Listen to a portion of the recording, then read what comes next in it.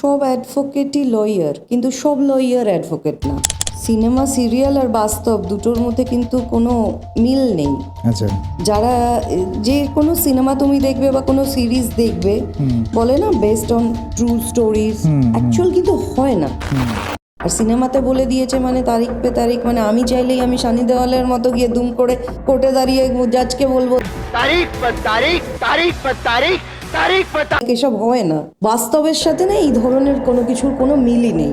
ওটা সিনেমা ছিল, ওই তারিখ পে তারিখটা বলার জন্য সানি দেওয়াল টাকা পেয়েছে, মানুষের মাথায় ওটা ঢুকে গেছে। মানুষ বাস্তব থেকে এখন কিন্তু আর কিছু, যতটা না বাস্তব থেকে মানুষ চায় যে আমি শিখবো, জানবো, বুঝবো, বা কোনো প্রক্রিয়া থেকে শিখবো, জানবো, কোনো সিস্টেমে কি চলছে, কি বলছে এই জায়গাটাতে, সেটা থেকে শিখবো, পড়াশোনা করবো। সেটার থেকেও কিন্তু মানুষ 3 ঘন্টা সিনেমা একটা কি দেখে নিল, সেটা দেখে আমি কপিল সিব্বলকে নিয়ে কোনো মতামত দেওয়ার মতো, উনি যে ধরনের, আমি জানি এই কথাটা শুনে হয়তো অনেকে মনক্ষুণ্ণ হবে, বাট আমার তো আইনজীবী সত্তাটাকে আমি দূরে সরিয়ে রাখতে পারবো না। কপিল সিব্বলকে নিয়ে কোনো মতামত দেওয়ার মতো এখন ওই যোগ্যতাটাই আমার তৈরি হয়নি। তুমি একটু আগে স্বনামধন্য এসব বলছিলে, তখন আমি বললাম যে ওই জায়গায় আমি পৌঁছাইনি। সিমিলারলি এই জায়গায়, আর উনি যেটা করছেন সেটা উনি স্টেটকে রিপ্রেজেন্ট করছে, সবাই কাউকে না কাউকে রিপ্রেজেন্ট করে, তার জন্যই উনি ওখানে আছেন। আর আমার কাছে যদি আজকে আরজি করের বিষয়টা যেরকম, এরকম কোনো বিষয় যদি কোনো একদিন আমার কাছে আসে, আমি যদি গভর্নমেন্ট যে জিনিসগুলো করলো, পুলিশ যে জিনিসগুলো করলো, এরকম কিছু দেখি, আমার মনে হতেই পারে এই মামলাটা আমি নেব না। কিন্তু আমি কখনোই বলতে পারি না যে কপিল সিব্বল স্যার কেন নিয়েছেন, কেন নেননি। বিজেপি রাস্তায় নামছে, বিজেপি বলছে যে তৃণমূলের সাথে কংগ্রেসের সেটিং তারা চায় না। যে মানুষটার এখন ক্যামাক স্ট্রিটে না বসে তিহার জেলে বসে থাকার কথা, সে দিল্লিতে পার্লামেন্টে দাঁড়িয়ে গিয়ে বলছে আমি 7 লাখ ভোটে জিতেছি। কীভাবে জিতেছে সবাই জানে। বিজেপির আর তৃণমূলের ক্যান্ডিডেট, মানে তৃণমূল তো ডে 1-এ এলো, একদিনে 42টা একটা র্যাম্প ওয়াক করে 42টা নাম ঘোষণা করে দিয়ে দিল।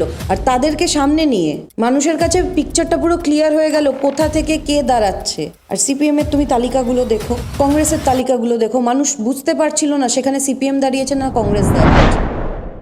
তার কথাবার্তা, সে যেভাবে বলছে, মানুষ বিশ্বাস করতে শুরু করেছিল যে নওশাদ সিদ্দিকী একটা সময়ের পরে গিয়ে মানুষের কথা বলবে। খুব আশ্চর্যজনকভাবে নওশাদ ভাই কিন্তু চুপ করে গেল। এই আরজি করে ব্যাপারটায় সেইভাবে শোনা গেল না। তুমি নওশাদ সিদ্দিকীর কথা বললে, এইখানে আমার একটা কোশ্চেন আসতো। তুমি আরএসএস নিয়েও কথা বলছিলে, তুমি বলছিলে যে বিজেপি আরএসএস থেকে জন্মেছে, দ্যাট ইজ কন্ট্রোভার্সিয়াল। আমি যদি তর্কের খাতিরে মেনেও নিলাম বিজেপি আরএসএস সমান, তাহলে সেকুলার হয়ে গেল। আর আইএসএফ আর সিপিএম এরাও একই জোটে রয়েছে, এরা সেকুলার না? একটা বাথরুম, তুমি রাস্তা দিয়ে যাবে, একটা সুলভ শৌচালয়ের সামনে তুমি দেখতে পারবে অনুপ্রেরণা। আর এত বড় একটা ঘটনা অনুপ্রেরণা ছাড়া হয়ে গেল। শাসক দলের নেতারা এগুলো বলবে আর মানুষকে আজকে ওটা বিশ্বাস করতে হবে। তাহলে 1 মাসে আমরা উৎসবে কি করে ফিরবো?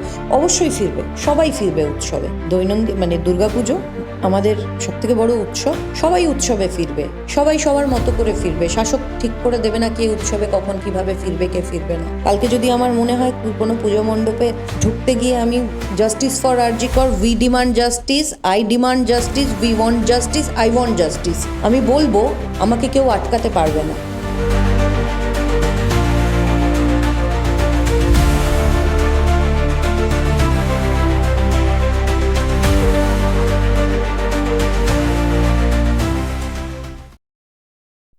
আজকের এপিসোডে কথা হয়েছে আইনজীবী প্রীতি কর। খুব ভালো কথা হয়েছে, অনেকগুলো বিষয় ওর সাথে খোলাখুলিভাবে কথা বলেছি আমরা। সবকটা party, BJP, CPM, Congress, TMC, সবাইকে নিয়ে কথা হয়েছে। আরজি কর কেস নিয়ে কথা হয়েছে। যেদিন এই ঘটনাটি ঘটেছিল সেদিনকার প্রীতি আরজি করে উপস্থিত ছিল। কি কি ঘটনা ওর চোখের সামনে দিয়ে গেছে, সেই সব কিছু এই পডকাস্টে আলোচনা হয়েছে। তো স্কিপ না করে পডকাস্টটি দেখুন, অনেক কিছু জানতে পারবেন, বুঝতে পারবেন। আর হ্যাঁ, যাওয়ার আগে চ্যানেলটা সাবস্ক্রাইব করে যাবেন।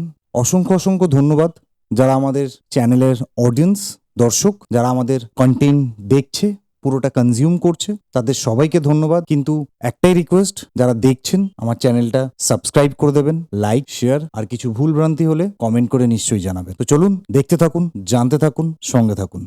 স্যাটারডে সানডে ব্যাঙ্গালোরে ডেট।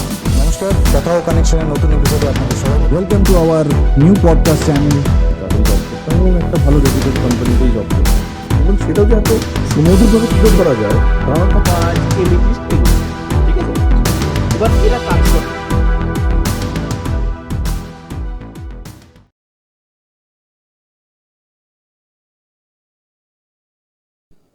কথাও কানেকশনের নতুন এপিসোডে আপনাদের সবাইকে স্বাগত। আজকের যে গেস্ট আছে স্বনামধন্য অ্যাডভোকেট সোশ্যাল অ্যাক্টিভিস্ট প্রীতি কর। নমস্কার, কেমন আছো? এখন কেমন আছো বলতে, পশ্চিমবঙ্গের এই মুহূর্তে যা পরিস্থিতি, ভালো আছি বললে এটা একটা ভীষণ বড় মিথ্যে কথা বলতে হবে। কোনো রকমভাবে দিন কাটাচ্ছি, আর দিনের শেষে একটাই জিনিস যেটা ভীষণভাবে ভাবাচ্ছে, পশ্চিমবঙ্গে থেকে আমরা কবে আবার ভালো থাকতে পারবো। নিরাপত্তাহীনতায় তো কম বেশি সবাই ভুগছে, সেই মানুষগুলোর মধ্যে আমিও পড়ি। তুমি কি সুতরাং খুব indicate- যে ভালো আছি সেটা বলা যায় না। তুমি কি ইন্ডিকেট আরজিকর কেসটাকে তো করছো? ভীষণভাবে, একদম, মানে এটা ছাড়া তো এখন কিছু বলার মতো নেই, চাওয়ার মতো কিছু নেই। আর যে ঘটনাটা ঘটেছে সেটা ছেড়ে নতুন করে বলার কিছু এই মুহূর্তে নেই। অনেক ইস্যুজ রয়েছে, বাট ওইটা একদম প্রথমে আসে। আমাদের ভালো থাকা খারাপ থাকা অনেকটাই কিন্তু এখন এই জিনিসটার সাথেই জড়িয়ে রয়েছে। বেশ, আমি আরজিকর কেসটা নিয়ে ডিটেলসে তোমার সাথে আলোচনা করব, যেহেতু তুমি প্রথম থেকে আরজিকর কেস নিয়ে জড়িত রয়েছো। তো আমি প্রথমে একটুখানি তোমার, যেহেতু তুমি অ্যাডভোকেট, তো একটুখানি আমি আইনি ব্যাপারটা নিয়ে আসি। প্রথম যে কোশ্চেনটা মানুষের মধ্যে আসে সেটা সবাই শুনে হচ্ছে লয়ার কি আর অ্যাডভোকেট, মানে লয়ার আর অ্যাডভোকেটের মধ্যে ডিফারেন্সটা কোথায়, কি ডিফারেন্স? একটা বিশাল বড় ডিফারেন্স আছে। হয়তো যারা মানে সাধারণ মানুষ যারা লয়ের সাথে বা এই পেশাটার সাথে যুক্ত না, তারা হয়তো লয়ার আর অ্যাডভোকেট দুটোকে সেম ভাবেন, অ্যাকচুয়াল কিন্তু না। দেখো, একটা কথা আছে, খুব প্রচলিত একটা কথা, সেটা হচ্ছে সব অ্যাডভোকেটই লয়ার, কিন্তু সব লয়ার অ্যাডভোকেট না।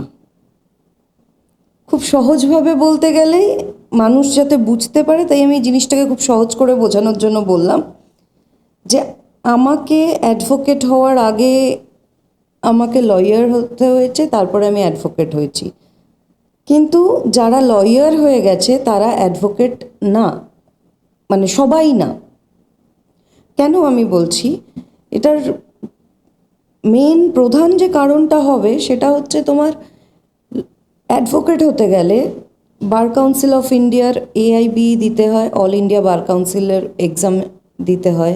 AIBটা কি এক্সাম অল ইন্ডিয়া বার এক্সামিনেশন AIBE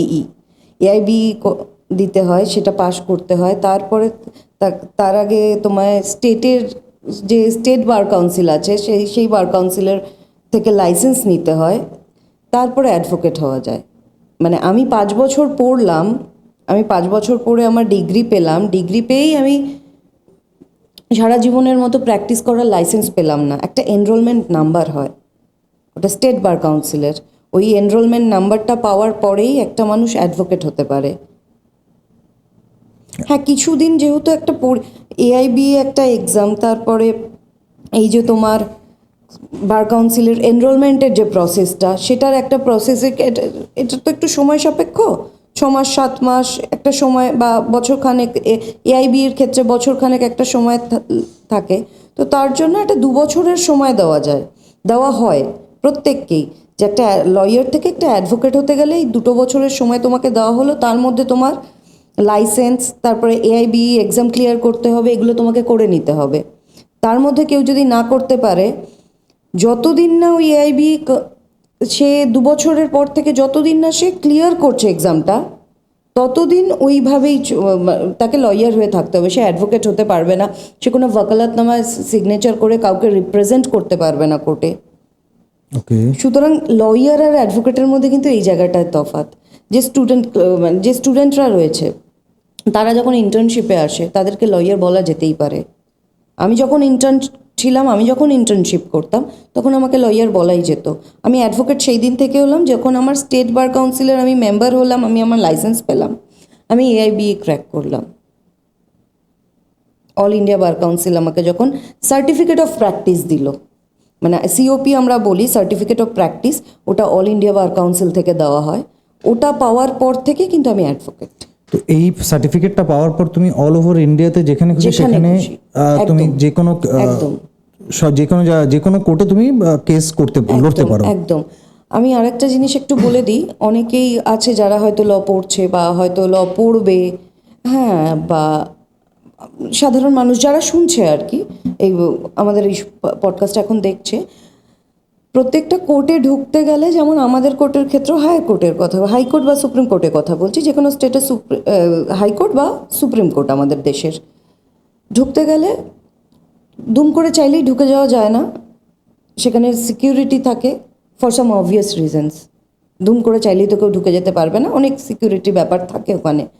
তো সেখানে ঢুকতে গেলে তাদের যেরকম সব কোর্টগুলোতে আছে, যেমন আমাদের কোর্টে কি হয়, তাদের কোনো আইডি দিয়ে তাদের একটা টোকেন করতে হয়, টোকেন করে তারপরে ঢুকতে হয়। একটু বলবো, তুমি কোন কোর্টে এখন প্র্যাকটিস করো? হাইকোর্টে। আমি প্রথম থেকেই হাইকোর্টে, কলকাতা হাইকোর্ট। কলকাতা হাইকোর্টে আমি প্রথম থেকেই প্র্যাকটিস করছি। ডে 1 থেকে আমার ইন্টার্নশিপও ওখানেই ছিল। মানে কলকাতা হাইকোর্ট আমার কাছে আমার সেকেন্ড হোম। ওকে। আমার ডে 1 থেকে এখনও অবধি যতটুকু যা আমার সেখানেই। হ্যাঁ, এটা না যে আমি অন্য কোর্টে যাই না, আমি অন্য কোর্টেও যাই। আমি শ্রীরামপুরে থাকি, তো শ্রীরামপুর কোর্ট আমার নিজের জুরিসডিকশনের মধ্যে পড়ছে। আমি শ্রীরামপুর কোর্টে সপ্তাহে একদিন যাই, বা কোনো সময় হয়তো প্রত্যেক সপ্তাহে হয় না, বাট আমি টাচে থাকি। আমি অন্য কোর্টে যাই, আমি বাইরের কোর্টে যাই, আমি সুপ্রিম কোর্টে যাই। তো এবার সেক্ষেত্রে কি হবে, কেউ যদি হাইকোর্টে ঢুকতে চায়, সেক্ষেত্রে কিন্তু তাকে একটা তোমার টোকেন বানাতে হবে, টিকিট বানিয়ে আনতে হবে, পুলিশ সেটা লিখে দেয়। কেউ যদি আমার কাছে আসে তো সে আমার নাম দিয়ে সেটা লিখবে, কার কাছে যাচ্ছে ওই রেফারেন্সটা খুব প্রয়োজন। আমি এই কথাটা কেন বলছি, সুপ্রিম কোর্টের ক্ষেত্রে একটা সময় অবধি যে গ্র্যাজুয়েশনের পরে যে সার্টিফিকেট দেওয়া হয়, বা প্রফেশনাল সার্টিফিকেট যেটা দেওয়া হয়, হ্যাঁ, বা এনরোলমেন্ট সার্টিফিকেট, সেটা দিয়ে না বছরখানেক, বছর দেড়েক, বা কি বছর দুয়েক যাওয়া যায় ওখানে, মানে ঢোকা যায়, টিকিটটা বানানো। তারপরেই কিন্তু তারা চায়, হয় স্টেটে 2 বছর হয়ে গেলেই তারা বলতে থাকে, হয় স্টেট বার কাউন্সিলের যে কার্ডটা আছে, আইডি কার্ড, হয় আইডি কার্ড দিতে হবে, না হলে সিওপি দিতে হবে ওকে। অ্যাডভোকেট হিসেবে যেতে গেলে। আর কেউ যদি লিটিগেন্ট হিসেবে দিতে চায় সেটা ডিফারেন্ট। আমি অ্যাডভোকেটদের ক্ষেত্রে বলছি। ওকে। সুতরাং এই দুটো জিনিস অ্যাডভোকেসির জন্য, প্র্যাকটিসিং অ্যাডভোকেটসদের তো এটা খুব প্রয়োজন। বুঝলাম। আচ্ছা, আমার মনের মধ্যে একটা খুব ভালো একটা কোশ্চেন আসছে, মানে কিউরিয়াসিটি বলতে পারো। আমরা বলিউড মুভি প্রচুর দেখি। এবার বলিউড মুভিতে যেরকমভাবে কাঠঘাড়া টাইপের যেরকমভাবে হয়, যেরকম জাজরা যেরকম ভাব থাকে, আর রিসেন্টলি এখন কোর্টে দেখছি লাইভ সেশন হচ্ছে, বা ডাইরেক্ট ইউটিউবে দেখতে পাচ্ছি। তো সেটা কিন্তু ডিফারেন্ট একদম, মানে তাহলে জিনিসটা এরকম পার্থক্য কেন? মানে তাহলে বলিউডে এরকম বা বাংলা মুভিতে এরকম দেখাচ্ছে, আর আসল যেখানে হচ্ছে সেখানে এরকম ডিফারেন্স কেন? এখন আমাদের বিষয়টা হচ্ছে, সন্ধে হলেই না আমাদের জীবনে একটা নাম ভীষণ ঘুরে বেড়ায়, জীবন মানেই ড্যাশ ড্যাশ ড্যাশ। আমি নামটা এখানে নিচ্ছি না, কিন্তু জীবন মানে কিন্তু সেটা না। সিনেমা, সিরিয়াল আর বাস্তব দুটোর মধ্যে কিন্তু কোনো মিল নেই। আচ্ছা। যারা যে কোনো সিনেমা তুমি দেখবে বা কোনো সিরিজ দেখবে, বলে না based own true stories, actual কিন্তু হয় না। তার মধ্যেও কিন্তু কিছু ফিকশন থাকে। আচ্ছা। সুতরাং এই ক্ষেত্রেও সেম তাই। আমি জাস্ট এটা কিউরিয়াসিটি তো অবশ্যই থাকবে, ট্রায়াল কোর্টগুলোতে তো একদমই থাকবে, প্রত্যেকটা কোর্টেই আছে, ট্রায়াল কোর্টেও থাকবে। হ্যাঁ, বেসিক্যালি ওটার ইউজ ম্যাক্সিমাম হয় ট্রায়াল কোর্টেই, যেখানে ট্রায়ালগুলো হয়। আচ্ছা। হ্যাঁ, কিন্তু ওই যেভাবে দেখানো হয় সিনেমাতে, যে কোর্টটাকে দেখানো হয়, সেই সিনেমার কোর্ট আর বাস্তবের কোর্টের মধ্যে কোনো অ্যাকচুয়ালি এক্সিস্ট করে না, এক্সিস্ট ওইভাবে করে না, 1 নম্বর। আর মানুষের একটা ভীষণ ধারণা আছে, যেটা তুমি সিনেমা নিয়ে বলেই আমি বলি, মানুষ কথায় কথায় বলে তারিখ পে তারিখ, তারিখ পে তারিখ। ভারতবর্ষের জনসংখ্যাটা ভাবো, 5 কোটির ওপর মামলা এখনো পেন্ডিং। সুতরাং যে কোনো কিছুই না শর্টকাট দিয়ে, বিচার প্রক্রিয়া অ্যাটলিস্ট শর্টকাট দিয়ে যেতে পারে না। ট্রু। সেটার জন্য সময় লাগবে। আমি যদি কাউকে ডিফেন্ড করি, তার জন্য আমাকে নিজেকে তৈরি করার জন্য সময় লাগবে। সেই মামলাটার ক্ষেত্রে যিনি জাজ আমার সামনে বসে রয়েছেন চেয়ারে, তারও একটা সময় লাগবে। তার শুধু আমার একটা কেস না, তার কাছে প্রচুর কেসেস রয়েছে, তাকেও সময় দিতে হবে। তাড়াহুড়োতে এরকম যেন না হয় কেউ গিল্টি না, তারপরেও তার পানিশমেন্ট হয়ে গেল। কারোর পানিশমেন্ট হওয়া উচিত, সে রেহাই পেয়ে গেল, এইটা যেন না হয়। সুতরাং ওই সবাই ভাবে হয়তো যে এত দেরি হচ্ছে কেন, এত দেরি হচ্ছে কেন। সেটা কোর্টের ওপর দায়ভারটাকে না চাপিয়ে আমার মনে হয় সিস্টেমের ওপর দায়ভার চাপানো উচিত। প্রশাসন আজকে ক্যালকাটা হাইকোর্টে এখন যে কজন জাজ আছেন তার থেকে অনেক বেশি থাকার কথা। সুতরাং এখন যারা মাননীয় বিচারপতিরা রয়েছেন তাদের কাছে যত ধরনের মামলা রয়েছে পেন্ডিং, আজকে বললেই দুম করে কালকে একটা শুনানি করে আবার পরের সপ্তাহে শুনানি করা সম্ভব না। এটা একটা অনেক বড় প্রসেস, সময়ের ব্যাপার, ধৈর্যের ব্যাপার। মানুষ এই ধৈর্যগুলো হারিয়ে ফেলেই কিছু ক্ষেত্রে হয়তো এই ধরনের কথাগুলো বলে। আর সিনেমাতে বলে দিয়েছে মানে তারিখ পে তারিখ, মানে আমি চাইলেই আমি সানি দেওয়ালের মতো গিয়ে দুম করে কোর্টে দাঁড়িয়ে জাজকে বলবো তারিখ পে তারিখ, তারিখ পে তারিখ, এসব হয় না। বাস্তবের সাথে না এই ধরনের কোনো কিছুর কোনো মিলই নেই। ওটা সিনেমা ছিল, ওই তারিখ পে তারিখটা বলার জন্য সানি দেওয়াল টাকা পেয়েছে, মানুষের মাথায় ওটা ঢুকে গেছে। মানুষ বাস্তব থেকে এখন কিন্তু আর কিছু, যতটা না বাস্তব থেকে মানুষ চায় যে আমি শিখবো, জানবো, বুঝবো, বা কোনো প্রক্রিয়া থেকে শিখবো, জানবো, কোনো সিস্টেমে কি চলছে, কি বলছে এই জায়গাটাতে, সেটা থেকে শিখবো, পড়াশোনা করব। সেটার থেকেও কিন্তু মানুষ 3 ঘন্টা সিনেমা একটা কি দেখে নিল, সেটা দেখে আমি বুঝে যাব। মানুষ শর্টকাটটা খোঁজে। বিচার প্রক্রিয়ার শর্টকাট হয় না, হয় উচিতও না। না, মানে উচিত না। ঠিক করে বিচার প্রক্রিয়াটা যদি এগিয়ে যায় সেই জন্য শর্টকাট হওয়া উচিত না। কতদিন ধরে তুমি মোটামুটি প্র্যাকটিস করছো? আমার হাইকোর্টে সব মিলিয়ে মোটামুটি 6-7 বছর তো হলো। 7 বছর। আমার ইন্টার্নশিপের দিনটা আমার খুব ভালো মতো মনে থাকবে, কারণ আমি এটা সারা জীবন ভুলবো না। আমি যেদিন প্রথম হাইকোর্টে গেলাম ইন্টার্ন হিসাবে, সকালবেলা কোর্টে গেলাম, বাড়ি ফিরলাম, বাড়ি এসে টিভি খুলে শুনলাম ডিমনিটাইজেশন হয়ে গেছে। মানে এটার জন্য আমি ভুলবো না, সেই দিনটা এরকম একটা দিন ছিল নভেম্বরে। সুতরাং মোটামুটি 7 বছর। 6 বছর, হ্যাঁ 6 বছর রানিং। ওকে, বেশ। তার মানে 6 বছর মানে একটা ভালো টেনিওর হয়ে গেছে কেরিয়ারে।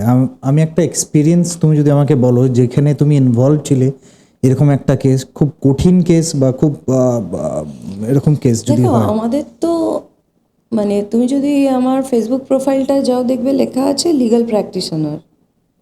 মানে আমরা তো রোজ শিখছি, প্র্যাকটিস করছি, আমরা রোজ শিখছি। শেখার তো আমাদের প্রফেশনে অ্যাটলিস্ট শেখার কোনো শেষ নেই।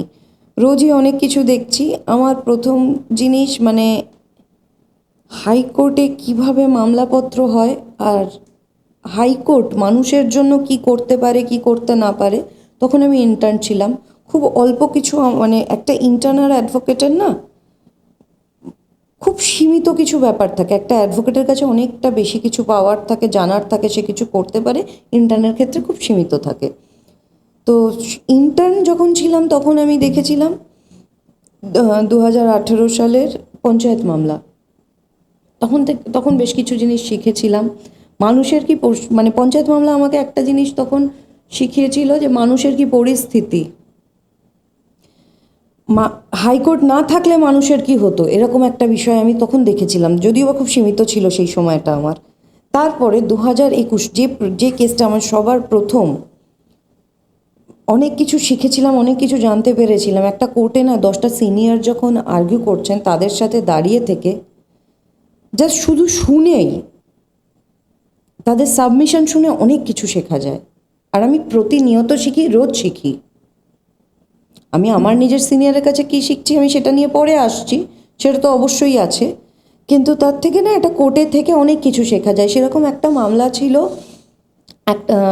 একটা না মানে বেশ কিছু ছিল, তার মধ্যে প্রথমটার কথা আমি বলি। সেটা হচ্ছে বকটুই ম্যাসাকার। বকটুইয়ে যে ঘটনাটা, বীরভূমের বকটুইয়ে যে ঘটনাটা ঘটেছিল, সেই মামলাটা জনস্বার্থ মামলা হয়েছিল। সেটা নিয়ে নানান ডিটেইলসে যদি বলো বকটুইয়ের মামলাটা কি বকটুইয়ে এখন জিনিসটা হয়েছিল যে আগুন লাগিয়ে দেওয়া হয়েছিল 2021 সালে। অনেকে মারাও যায়। আদিবাসীদের না, একদম গ্রামে হয়েছিল।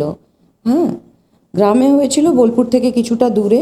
আর খুব ভয়ানক ব্যাপারটা হয়েছিল কি, এটা একটা প্ল্যান করা হয়েছিল, প্ল্যান করে তারপরে মানে অনেক কিছু করা হয়েছিল। তাদের যে বাড়িগুলো জ্বালিয়ে দেওয়া হলো, সেই মানুষগুলো বাড়িতে ঘুমাচ্ছিল। তারপরে দেখা গেল যে শাসক দলের নেতারা, ওখানে তো অনেক বাঘ ভাল্লুক অনেক ঘুরে বেড়ায় বোলপুরের সাইডে শাসক দলের, তারা নানান রকম মন্তব্য করলো। সেটা নিয়ে হাইকোর্টে পিটিশন ফাইল হয়, অনেক সবাই জনস্বার্থ মামলা করে, তার মধ্যে আমিও একজন ছিলাম, আমি পিটিশনার ছিলাম। আমার মামলাটা কৌস্তব করেছিল, কৌস্তব বাগচি। হ্যাঁ, তো ও মামলাটা করেছিল। আমি সেই মামলায় দাঁড়িয়ে না অনেক কিছু শিখেছিলাম। আর ওই মামলাটা থেকে আজকে এই পডকাস্টে এসে বসে আমি কথা বলছি। আমি মানে তুমি যে ইন্ট্রোডাকশন আমায় দিলে, আমি একটা জিনিস বলে দিই, সেটা হচ্ছে তুমি বললে স্বনামধন্য অ্যাডভোকেট। আমাকে কেউ বিশিষ্ট অ্যাডভোকেট, আইনজীবী বললেও না, তাদেরকে আমি বলি এখনও অবধি পার্সোনালি আমি ওরকম কিছু করতে পারিনি যে যার জন্য আমি সর্বসর্বা আমি এই জিনিসগুলোর খুব ভীষণ মানে আমি এই জিনিসগুলোতে বিশ্বাসী নই। সুতরাং এমন কিছু করতে পারিনি যার জন্য আমাকে এখনও অবধি, আমি মনে করি, সেটা অন্য কেউ, তুমি তোমার মতো আমাকে মনে করতেই পারো, আমি যেটা মনে করি আমাকে স্বনামধন্য বলা হবে, বা মানে আমি যে কোর্টটাতে যাই সেখানে যে ধরনের অ্যাডভোকেটরা রয়েছে, যারা রয়েছে, তাদের ওই এক জায়গায় মানে আমাকে স্বনামধন্য বলা মানে আমার কাছে এটা একটা খুব অস্বস্তিকর ব্যাপার। আমি বিশিষ্ট বললে সেটাকেও আমি বলি না, আমাকে বিশিষ্ট কেউ বলো না, বিশিষ্ট আইনজীবী বলো না। এখনও আমি কিছু করতে পারিনি, যেদিন আমি নিজে কিছু করতে পারবো সেদিন এই জিনিসগুলো শুনতে হয়তো আমারও ভালো লাগবে। তো সেইখান থেকে এই জার্নিটায় ফিরে আসি। বকটুইয়ের ওইটার মানে যখন বকটুইয়ের মামলাটা হলো, তারপর সিবিআই ইনভেস্টিগেশন দেওয়া হলো, তারপরে তো সিবিআই ইনভেস্টিগেশনে কী হয়েছে সেটা সবাই জানে। ওই একটা মামলা না আমার কেরিয়ারটাকে অনেকটা ঘুরিয়ে দিল 2021-এর পর থেকে। তুমি যদি বলো যে আমার কেরিয়ারের একটা টার্নিং পয়েন্ট কী, তাহলে সেক্ষেত্রে আমি এই বকটুইয়ের মামলাটা বলবো। পিটিশনার হিসাবে এগিয়ে আসা, তারপরে মানুষের হয়ে কথা বলা, কারণ সেই সময় ওই মামলাটার ক্ষেত্রে দেখেছিলাম যে কী পরিস্থিতিতে মানুষগুলো ঘুমোতে গেল, সেই ঘুমন্ত মানুষগুলোকে জ্বালিয়ে দেওয়া হলো। মানে এর থেকে তো ভয়ঙ্কর আর কি হতে পারে, যদিও বা একের পর এক ভয়ঙ্কর জিনিস আমরা দেখেই যাচ্ছি। তো সেই দিন আমার মনে হয়েছিল যে বাঁচতে গেলে মানুষের হয়ে কথা বলতে হবে, ভয় পেলে চলবে না। কারণ মানুষ যাদের হয়ে আমরা কথা বলছি, সেই মানুষগুলো আমাকে ভয় দেখানোর চেষ্টা করবে, বাট আমার কাজ ভয় না পাওয়া, আমি ভয় পাবো না। সুতরাং সেইখান থেকে আস্তে আস্তে তারপরে আরও অনেক কেসেস রয়েছে। দেখো, একটা সময় অবধি না মামলা ছোটোখাটো করি না তা না, তো একটা বা ছোটোখাটো মানে মামলা করি আর কি। একটা সময় অবধি এই ধরনের কেসগুলোতে সিনিয়রদের অ্যাসিস্ট করা জুনিয়রদের কাজ হয়। হয়তো 5 বছর পরে হয়তো আমাকে ওখানে দেখতে পারবে আমি দাঁড়িয়ে মামলা করছি, অবশ্যই করব, হয়তো না, অবশ্যই করতে তো হবেই, একটা দিন তো এগিয়ে এসে করতেই হবে। তো সেই সময় ওই যে মামলাগুলোর কথা আমি বলছি, সেগুলোতে কিন্তু আমি অ্যাসিস্টই করছিলাম আমার সিনিয়রকে। সুতরাং বলতে পারো ওই একটা বকটুইয়ের মামলা, তারপরে আরেকটা আছে, কংগ্রেসের কাউন্সিলর ছিলেন তপন কান্দু হত্যাকাণ্ড, এটা সবাই জানে। সেটা কোনো জনস্বার্থ মামলা না, পুলিশ ওভার অ্যাকশনের মামলা সেটা ছিল। সেটা আমাদের চেম্বার থেকে করা হয়। আমরা 3 জন ওখানে, মানে আমাদের চেম্বারেরই আমরা 3 জন ওই মামলাটাতে ছিলাম। মামলাটা করেছিল কৌস্তব, ওকে অ্যাসিস্ট করেছিলাম আমরা 2 জন। ওই মামলাটা থেকে, ওটাও সিবিআই ইনভেস্টিগেশন দেওয়া হয়েছিল, সেই মামলাটা থেকেও অনেক কিছু শিখেছিলাম। এই দুটো মামলা না খুব কাছ থেকে দেখেছি। তারপর তো একের পর এক হতেই চলেছে, যত আশা করছি বয়স বাড়বে, চুল পাকবে, তত হয়তো এক্সপিরিয়েন্সও হবে।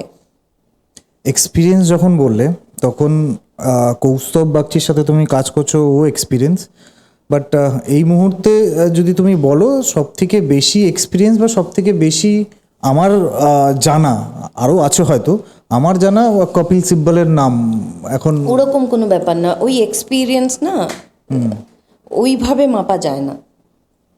মানে সব থেকে বড় কথা হচ্ছে কপিল সিব্বল স্যারের, উনি সিনিয়র অ্যাডভোকেট। আর আরেকটা কথা বলে দিই, যখন অ্যাডভোকেসি নিয়ে কথা হচ্ছে, সিনিয়র অ্যাডভোকেট, জুনিয়র অ্যাডভোকেট, এটা কিন্তু শুধু কে আগে পাস আউট, কে আগে প্রফেশনে এসছে ওটা না, একটা ডেজিগনেশন আছে কোর্টের, সিনিয়র গাউন। আমি যে গাউনটা পরি, আর বিকাশ স্যার, তারপরে আরও সিনিয়র, হ্যাঁ বিকাশ স্যার, আরও যারা সিনিয়র অ্যাডভোকেট কিছু রয়েছেন, তারা ডেজিগনেটেড আলাদা, কিন্তু ওনারা গাউন পরেন, আমাদের গাউন ওনাদের গাউন আলাদা। সেই হিসাবে কপিল সিব্বল স্যার এটা এই কে জায়গায় দেয়? এই ডেজিগনেশনটা কে দেয়? এটা কমিটি আছে আচ্ছা, আলাদা, এটা সরকার বা অন্য কিছু না। কোর্টের সাথে সরকারের কোনো সম্পর্কই নেই, কোনো ক্ষেত্রেই সেরকম কোনো সম্পর্ক কিন্তু নেই। স্টেটের হলিডে আর আমাদের হলিডে ক্যালেন্ডারও কিন্তু আলাদা। আমার যেটা কোশ্চেনটা ছিল সেটা হচ্ছে যে উনি তো এখন প্রচুর চার্জ করে শুনেছি, স্বাভাবিক, ওই স্ট্রেচারের একজন অ্যাডভোকেট হলে করবেন। কি মত? দেখো একটা কথা বলছি, প্রথম কথা, কপিল সিব্বলকে নিয়ে কোনো মতামত দেওয়ার মতো উনি যে ধরনের, আমি জানি এই কথাটা শুনে হয়তো অনেকে মনক্ষুণ্ণ হবে, বাট আমার তো আইনজীবী সত্তাটাকে আমি দূরে সরিয়ে রাখতে পারবো না। কপিল সিব্বলকে নিয়ে কোনো মতামত দেওয়ার মতো এখন ওই যোগ্যতাটাই আমার তৈরি হয়নি। আর তুমি একটু আগে স্বনামধন্য এসব বলছিলে, তখন আমি বললাম যে ওই জায়গায় আমি পৌঁছাইনি। সিমিলারলি এই জায়গায়, আর উনি যেটা করছেন সেটা উনি স্টেটকে রিপ্রেজেন্ট করছে, সবাই কাউকে না কাউকে রিপ্রেজেন্ট করে, তার জন্যই উনি ওখানে আছেন। এর আগে অভিষেক মানু সিংভি অনেক কেসে স্টেট অফ ওয়েস্ট বেঙ্গলকে রিপ্রেজেন্ট করেছে, অনেকেই করেছে। তার আগে বাম আমলে অনেকে রিপ্রেজেন্ট করেছে, তার আগে কংগ্রেসের আমলে রিপ্রেজেন্ট করেছে। সেই রকম আজকে এই ক্ষেত্রে উনি রিপ্রেজেন্ট করছেন। আর আমার কাছে যদি আজকে আরজি করের বিষয়টা যেরকম, এরকম কোনো বিষয় যদি কোনো একদিন আমার কাছে আসে, আমি যদি কোর্টের বলছি সরি, আমি যদি গভর্নমেন্ট যে জিনিসগুলো করলো, পুলিশ যে জিনিসগুলো করলো, এরকম কিছু দেখি, আমার মনে হতেই পারে এই মামলাটা আমি নেব না। কিন্তু আমি কখনোই বলতে পারি না যে কপিল সিব্বল স্যার কেন নিয়েছেন কেন নেননি, এটা আমি বলতেই পারি না। প্রত্যেকের আলাদা আলাদা কিছু এথিক্স থাকতেই পারে, আর অ্যাডভোকেটরা যাদের মনে হবে তাকে যদি কেউ হায়ার করে, সে তাকে রিপ্রেজেন্ট করতেই পারে, অ্যাজ সিম্পল অ্যাজ দ্যাট। এখানে বিতর্কের কোনো জায়গাই নেই। বেশ, তুমি যেহেতু বারবার পলিটিক্যালি দিকে যাচ্ছ, তাহলে আমি একটু পলিটিক্যাল কোশ্চেন করি। Everything is political. ওকে। হ্যাঁ, আমি একটা জিনিস ভীষণভাবে মনে করি, কোনো মানুষ যদি বলে যে আমি অরাজনৈতিক, আমার রাজনীতি ভালো লাগে না, আমি রাজনীতির কিছু বুঝি না, আমার কোনো মতাদর্শ আলাদা করে কিছু নেই, আমি সেই মানুষটাকে বিশ্বাস করি না। যার রাজনৈতিক মতাদর্শ নেই, যে সমাজের কথা ভাবে না, আমি বলছি না যে আপনি মিছিলে যান, আমি মিছিলে যাই না, আমি কোনো রাজনৈতিক দলের কর্মী না, আমি মিছিলে যাই না, আমি কারোর পতাকা ধরি না, আমি কারোর স্টেজে উঠি না, তার মানে ঠিকটাকে ঠিক ভুলটাকে ভুল আমি বলবো না। অরাজনৈতিক বলে কিছু হয় না। আজকে একটা হসপিটালের বেড লাগলে মানুষ কাকে ফোন করে? কেউ কিছু বিপদে পড়লে কাকে ফোন করে? একটা এমএলএকে ফোন করে, বা পাড়ার কাউন্সিল, সে যে দলেরই হোক না কেন, পাড়ার কাউন্সিলরকে প্রয়োজন তাদের পড়ে। একটা রেসিডেন্সিয়াল সার্টিফিকেট কারা দেয়? পাড়ার কাউন্সিলররা দেয়, তারাও তো রাজনৈতিক। প্রয়োজন পড়লে খালি রাজনীতিবিদদের কাছে যাওয়া, সারা বছর আমি বলবো আমি অরাজনৈতিক, তাহলে তো পশ্চিমবঙ্গ যেভাবে পেছনের দিকে যাচ্ছে, পেছনের দিকেই যাবে। বেশ, আমি যে কোশ্চেনটা করতে যাচ্ছিলাম সেটা হচ্ছে যে এখন ওয়েস্ট বেঙ্গলে যেই স্লোগানটা মাঝে মাঝে শুনি, সেটা হচ্ছে বিজেপি বলছে টিএমসি আর সিপিএম এক, সিপিএম বলছে বিজেপি আর টিএমসি এক, টিএমসি বলছে সিপিএম আর বিজেপি এক। মানে বাচ্চাদের কংগ্রেস মতো। সিনে নেই? কংগ্রেসকে এখন সিনে আমি দেখিনি, মানে দেখতে পাচ্ছি না যদিও, বাট স্টিল তবু আমি যদি কংগ্রেসকে সিনেও দিতে পারছি। কংগ্রেস বলছে সবাই একসাথে, মানে ও ছাড়া, মানে বেসিক্যালি কোশ্চেনটা হচ্ছে একটা পার্টি আলাদা আর সবাই একসাথে। তো এটা বাচ্চাদের মতো একটা কথা নয়। মানে প্রথম কথা হচ্ছে, এই তুমি যে কথাটা বললে, এই কথাটাতে মানে এই প্রসঙ্গটাতে তৃণমূল কি বলছে আমার কাছে কিছু যায় আসে না। কেন বলছো? কারণ তৃণমূল এগুলো বলবেই, তারা এখানে শাসক দল হিসাবে তারা সম্পূর্ণভাবে ব্যর্থ, প্রশাসনিক দায়ভার থেকেও তারা ব্যর্থ। সুতরাং সেই জায়গা থেকে দাঁড়িয়ে তারা একে ওর বি টিম, তাকে তার বি টিম বলবে, সেটা খুব স্বাভাবিক। কিন্তু বাকি যে দলগুলোর তুমি নাম বলছো, তাদের ভূমিকা প্রত্যেকটা পদে পদে পশ্চিমবঙ্গের প্রতি তাদের ভূমিকা বা শাসককে তারা কিভাবে দেখছে, সেইগুলো নিয়ে বলতে গেলে হ্যাঁ, সেগুলো নিয়ে বলার মতো কিছু আছে। 1 নম্বর, আমি বিজেপিকে দিয়ে শুরু করি। বিজেপি রাস্তায় নামছে, বিজেপি বলছে যে তৃণমূলের সাথে কংগ্রেসের সেটিং তারা চায় না, বিজেপির উৎপত্তি কোথা থেকে? একটা সময় আরএসএস থেকে বিজেপির উৎপত্তিটা, সেটাও সবাই আমরা জানি, ইতিহাস ঘাটলে এগুলো জানা যাবে। কন্ট্রোভার্সিয়াল। কন্ট্রোভার্সিয়াল, অবভিয়াসলি কন্ট্রোভার্সি সব কিছু নিয়েই থাকবে। আজকে তোমাকে এই যে আমি পডকাস্টে আমি তোমার চ্যানেলে এসেছি, আমি যে ধরনের কথাবার্তাগুলো বলছি, তোমার কি মনে হয় কেউ এটা নিয়ে কন্ট্রোভার্সি করবে না? করবে তো, করুক মানুষ, মানুষ মানুষের মতো করবে, আমি আমার মতো জবাব দেব। আমি না বিজেপি করি, না সিপিএম করি, না কংগ্রেস করি, না তৃণমূল করি। রাজনৈতিক মতাদর্শ, রাজনৈতিক দল করা দুটো কিন্তু সম্পূর্ণ আলাদা। মতাদর্শ কারোর না কারোর কিছু না কিছু একটা থাকতে হবেই, আর রাজনৈতিক দল করা অন্য জিনিস। এটা গেল বিজেপির একটা ব্যাপার। বিজেপির স্ট্যান্ডগুলো না ভীষণভাবে ঘোলাটে, এখনও ক্লিয়ার হচ্ছে না। কেন এরকম হচ্ছে? না, হচ্ছে না, এটা তারা বলতে পারবে, মুখপাত্র যারা আছে তারা বলতে পারবে। সিমিলারলি সিপিআইএম, আমি জানি না, এই ইন্ডিয়া জোটের পর থেকে ওদের কথাবার্তা অনেকাংশে বদলে গেছে। কিরকম? ইন্ডিয়া জোটে যখন কথাবার্তা, মানে তারা ইন্ডিয়া জোট যখন না ইন্ডি জোট? অ্যাকচুয়াল অ্যালায়েন্সটাকে যদি, জোটটাকে যদি তুমি অ্যালায়েন্স বলো তাহলে ইন্ডি। তো ইন্ডিয়া, জোটটা কি এখনো আছে? আমি জানি না, এটা তো একটা জগা খিচুড়ি, জোট না, এটা একটা জগা খিচুড়ি, মানুষ বুঝতে পারেনি।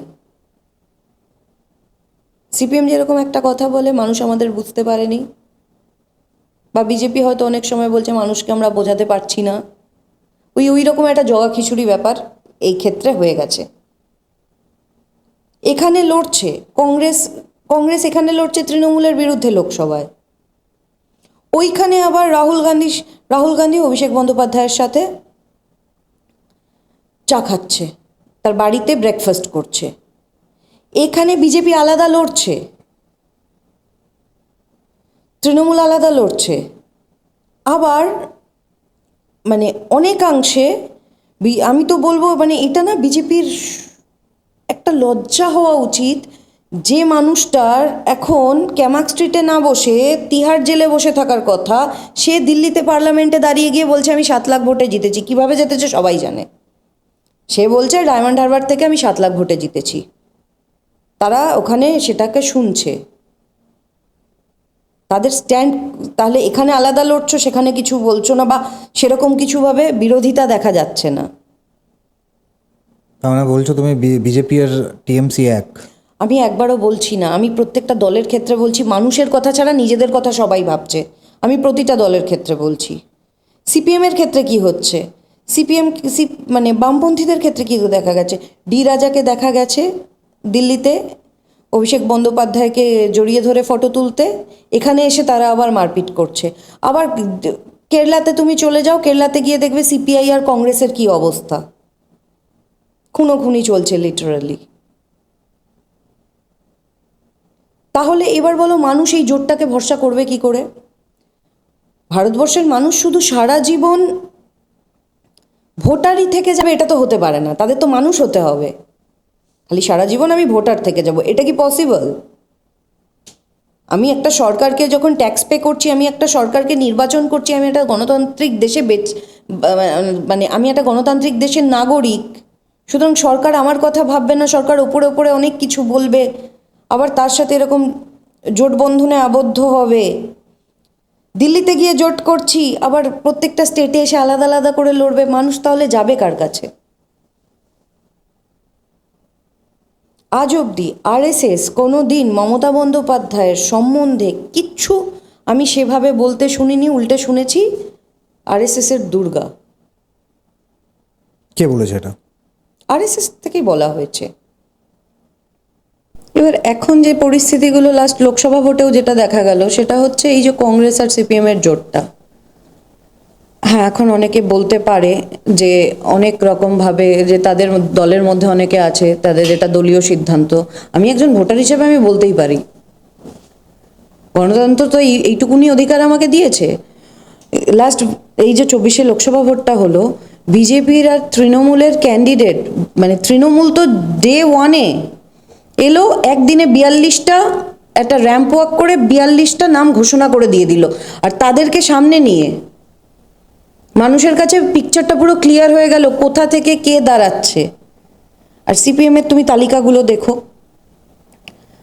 কংগ্রেসের তালিকাগুলো দেখো, মানুষ বুঝতে পারছিল না সেখানে সিপিএম দাঁড়িয়েছে না কংগ্রেস দাঁড়িয়েছে, বা জোটের কে দাঁড়িয়েছে। আমি সিপিএম কংগ্রেস যদি নাও ধরি, জোটের কে দাঁড়িয়েছে সেটা মানুষ বুঝতে পারছিল না, মানুষের কাছে খুব ধোঁয়াশা ছিল বিষয়টা।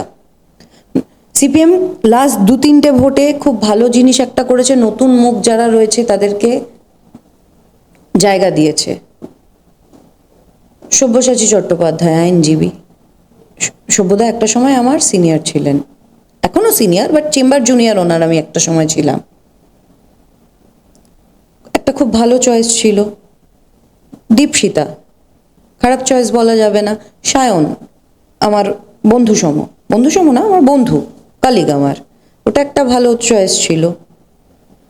কিন্তু এই যে জিনিসগুলো আস্তে আস্তে বদলাচ্ছে, তার সাথে কিন্তু এই এত ধীর গতিতে সব বদলালে চলবে না, একটু স্পিড আপ করতে হবে বিষয়গুলোকে, মানুষের কাছে জিনিসগুলোকে ক্লিয়ার করতে হবে। যারা 72-77-এর কথা বলে সরকারে এলো, 34 বছর সরকার চালালো, এখন যদি তাদেরকেই আবার এক মঞ্চে দেখা যায়, একসাথে হাঁটতে দেখা যায়, তাহলে মানুষের তো মনে হতেই পারে যে আমরা বোকা না আপনারা বোকা, কাকে কে বোকা বানানোর চেষ্টা হচ্ছে। আরজি করের এই ঘটনাটা যেদিন ঘটলো, মানে তারপরে তোমার মোহাম্মদ সেলিম উনি বললেন যে নবান্ন কেন ঘেরাও করব, সিজিও কমপ্লেক্স যাব, সিবিআই ঘেরাও করব। ঠিক সেইভাবেই তারা আবার রাস্তায় নামছে এই শাসকের বিরুদ্ধে। শাসকের বিরুদ্ধে শুধু মিটিং করে, আর আমি এইটা একটা জনগণের কাছে একটা বার্তা পৌঁছে দেবো যে আমি নবান্নে কেন যাব। আরে বাবা, নবান্নে বসে থেকেই তো এই ধরনের ঘটনাগুলো কেউ একজন ঘটাচ্ছে, জবাব তো চাইতে গেলে তার কাছেই তো যেতে হবে। সেখানে সিজিও কমপ্লেক্স গিয়ে কি লাভ? সিবিআই একটা ইন্ডিপেন্ডেন্ট এজেন্সি, সিবিআই এরও প্রচুর কি কাজকর্ম আছে সেটা আমরা উত্তরপ্রদেশের ক্ষেত্রেও দেখেছি, এটাতে আমরা আশাবাদী আরজি করের ক্ষেত্রে। সুতরাং সেই জায়গা থেকে এই জিনিসগুলোকে এদেরকে স্পষ্ট করতে হবে, তারপরেই এসে এরা বলতে পারবে এ ওর বি টিম, সে তার বি টিম। আর কংগ্রেসকে তো এই ক্ষেত্রে ধরা না ধরা দুটোই সমান। কংগ্রেস নেতাদের তুমি জিজ্ঞেস যদি করো ডেকে যে তারা কাদের বিরোধী, তারা এখানে বলবে যে আমরা তৃণমূলের বিরোধী, আবার তৃণমূলের সাথে তারা পথ চলবে দিল্লিতে।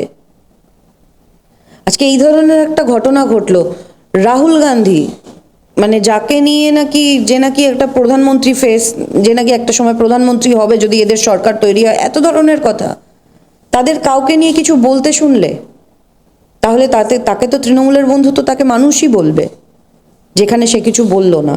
সুতরাং এই প্রতিটা রাজনৈতিক দল, আজকে এখানে যদি 4টে রাজনৈতিক দল হয়, 5 নম্বর আরেকজনকে নিয়ে বলতেই হবে, সেটা হচ্ছে নওশাদ সিদ্দিকী। আমাদের জেনারেশনের একটা উজ্জ্বল মুখ, ভাঙড়ে সে এমএলএ, মানুষ তাকে ভোট দিয়ে এগিয়ে নিয়ে এসেছিল। তার কথাবার্তা, সে যেভাবে বলছে, মানুষ বিশ্বাস করতে শুরু করেছিল যে নওশাদ সিদ্দিকী একটা সময়ের পরে গিয়ে মানুষের কথা বলবে। খুব আশ্চর্যজনকভাবে নওশাদ ভাই কিন্তু চুপ করে গেল এই আরজি করে ব্যাপারটায়, সেইভাবে শোনা গেল না। মানুষকে তো এগুলো ভাবাচ্ছে, তাহলে কে কার বন্ধু, তুমি এখানে কাকে বলবে? তুমি নওশাদ সিদ্দিকীর কথা বললে, এইখানে আমার একটা কোশ্চেন আসলো। তুমি আরএসএস নিয়ে কথা বলছিলে, তুমি বলছিলে যে বিজেপি আরএসএস থেকে জন্মেছে, দ্যাট ইজ কন্ট্রোভার্সিয়াল। আমি যদি তর্কের খাতিরে মেনেও নিলাম বিজেপি আরএসএস সমান, তাহলে সেকুলার হয়ে গেল। আর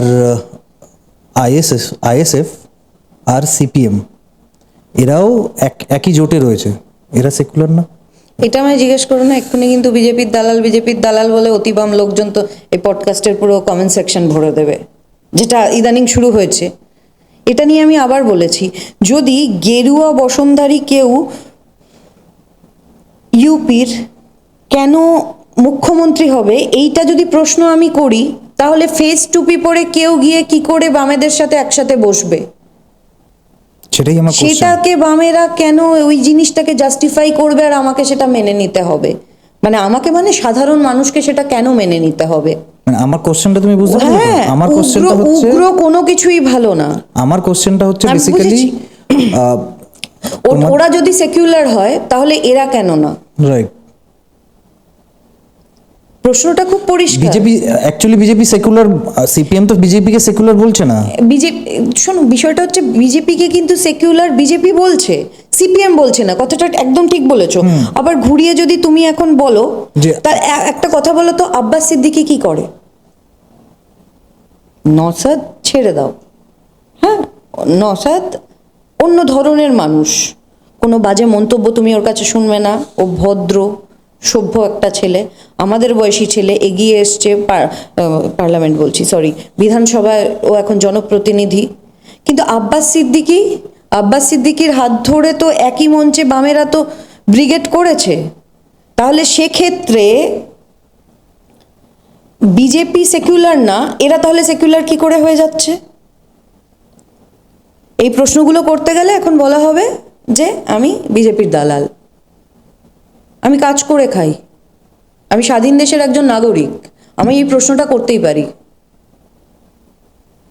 তাহলে এই দুটো মানে ভিন্ন মতবাদ কেন থাকবে, আর মানুষ কেন তাহলে এটা মেনে নেবে? এই জন্যই তাহলে ধরে নিতে হবে সিপিএম এর কথা মানুষ শুনছে না। ভুল যদি ওটা হয়, ভুল তো তাহলে এটাও। উগ্র হিন্দু, দেখো উগ্র কোনো কিছুই ভালো না, উগ্র হিন্দুত্ববাদও ভালো না, আর মৌলবাদী জিনিসটা তো একদমই ভালো না, মৌলবাদ ব্যাপারটাই ভালো না, মানে উগ্র আর কি, উগ্র মৌলবাদ বিষয়টাও কিন্তু ভালো না, উগ্র হিন্দুত্ববাদও ভালো না, কোনো কিছুই উগ্রতা কোনো কিছুর জন্যই ভালো হতে পারে না। সেখানে যদি বিজেপিকে এই কাঠগড়ায় দাঁড় করানো যায়, তাহলে সিপিএম তাহলে ওই কাঠগড়ায় কেন দাঁড়াবে না? যে আব্বাস সিদ্দিকির সাথে তারা ওখানে কি করছিল, আব্বাস সিদ্দিকির এক একটা যদি তুমি শোনো না, মানে ওনার ইন্টারভিউ বা ওদের যে জলসাগুলো হয়, যে ধরনের কথাবার্তাগুলো, নুসরাত জাহানকে নিয়েও কিন্তু একটা সময় উনি খুব বাজে মন্তব্য করেছিলেন। নুসরাত জাহান কয়লা চোর, ত্রিপল চোর, ওই দলের প্রতিনিধি, এটা নিয়ে কোনো সন্দেহ নেই। কিন্তু একজন মহিলা সম্বন্ধে ওই রকম বাজে কথা বললে, আর একজন মহিলা সম্বন্ধে আমি বলবই,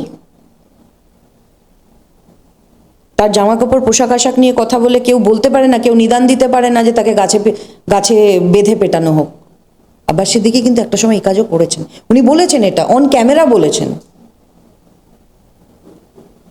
তাহলে এত ইন্টালেকচুয়াল, এত শিক্ষিত লোকজন যে দলটা তাদের সাথে এক হাত ধরে চলছে, তারা সেই সময় কেন এই বিষয়টা নিয়ে বলেনি যে এটা নিয়ে বলা যায় না, একটা মহিলাকে এইভাবে আপনি বলতে পারেন না? কেন তখন সে জোটসঙ্গী ছিল বলে সে বলতে পারতো? মানুষের কাছে আজকে তো এই জিনিসগুলো পরিষ্কার হচ্ছে। আবার সেদিক থেকে দেখতে গেলে আবার তোমার অল ইন্ডিয়াতেই তুমি যদি দেখো, এই ধরনের মানে বিজেপির যে নেতারা রয়েছে, তারা কিন্তু নানান রকমভাবে মেয়েদের পোশাক আশাক নিয়ে কথা বলে যায়। তাহলে ওই একটা বিজেপি নেতা আর এই একটা আব্বাস সিদ্দিকীর মধ্যে কোনো তফাৎ কোথায়? চিন্তাধারায় তো কোনো তফাৎ দেখতে পাচ্ছি না। সবাই গিয়ে তো আটকে যাচ্ছে সেই মেয়েদের পোশাকেই। মেয়েরা যতই চিৎকার করে বলুক যে আমি কি পরবো আমার ব্যাপার, তারপরেও কিন্তু এই রাজনৈতিক নেতারা বা এই ধর্মগুরুরা মেয়েদের পোশাকের বাইরে বেরোতে পারছে না। 2024-এ এসে একটা অনুষ্ঠানে এই বিষয় নিয়ে একজন মহিলা হয়ে আমাকে কথা বলতে হচ্ছে, এর থেকে লজ্জার কি হতে পারে? এনারা তখন ভুলে যাচ্ছেন কেউ জনপ্রতিনিধি, কেউ ধর্মগুরু, কেউ একজন পাড়ার রাম শ্যাম যদু মধু কথা বলা, আর তারা কথা বলা, তারা একটা স্টেটমেন্ট দেওয়া, দুটোর মধ্যে তফাৎ আছে। আমার নেক্সট কোশ্চেন তোমার কাছে এটা হচ্ছে যে আরজি কর নিয়ে এত বড় একটা ঘটনা হয়ে গেল, ওয়েস্ট বেঙ্গল তথা ভারতবর্ষ নারী সুরক্ষায় কোন দিকে রয়েছে? কি ভাবছে নারী সুরক্ষা নিয়ে? কেউ ভাবছে না, সবাই সব কিছু ভাবছে, মেয়েদের সুরক্ষা নিয়ে কেউ ভাবছে না। তাই আজকে মেয়েদেরকে নিজেদের সুরক্ষার কথা ভেবে রাস্তায় নামতে হচ্ছে। 9 তারিখে যখন এই ঘটনাটা ঘটে আরজি করের, তখন আমি আরজি করে ছিলাম। আমি সেই সময় আরজি করে মানে ছিলাম, মানে এই ঘটনার খবরটা পাওয়ার পরেই আমি সেখানে গিয়েছিলাম। তারপরে ওখানে গিয়ে আমরা জানতে পারি, আমি গিয়েছিলাম কৌস্তবের সাথেই, আমরা এক জায়গা থেকে ওখানে যাই।